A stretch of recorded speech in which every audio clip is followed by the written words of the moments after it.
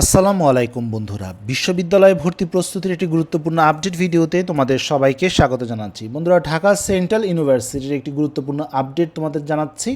Dhaka central ইউনিভার্সিটির ভর্তিতে একদিনে কত আবেদন পড়লো এই বিষয়টা জানা খুবই জরুরি, কারণ যতগুলো আবেদন পড়বে সেই অনুযায়ী কিন্তু প্রতিযোগিতাও হবে।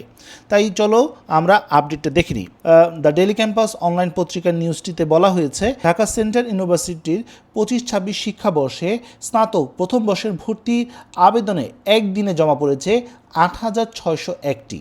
বৃহস্পতিবার 11 জন বিকাল 5টা পর্যন্ত এই আবেদন জমা পড়ে বলে জানিয়েছে বিশ্ববিদ্যালয়ের সংশ্লিষ্ট সূত্র। রাজধানীর 7টি কলেজের সমন্বয়ে গঠিত ঢাকা সেন্ট্রাল ইউনিভার্সিটির ভর্তি কার্যক্রম ইতিমধ্যেই শুরু হয়েছে, চলবে আগামী 20 জুন পর্যন্ত। বিজ্ঞপ্তিতে জানানো হয়েছে 5 জুলাই থেকে ভর্তি পরীক্ষার প্রবেশপত্র ডাউনলোড করা যাবে এবং ভর্তি পরীক্ষা শেষ হওয়ার পর 6 সেপ্টেম্বর থেকে ক্লাস শুরু করার কথাও বলা হয়েছে। আর আবেদন করার জন্য লাগছে 800 টাকা।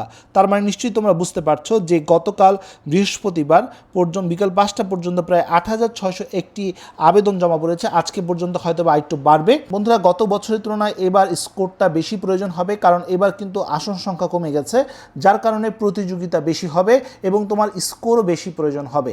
তাই ভালোভাবে প্রস্তুতি নেওয়াটা জরুরি।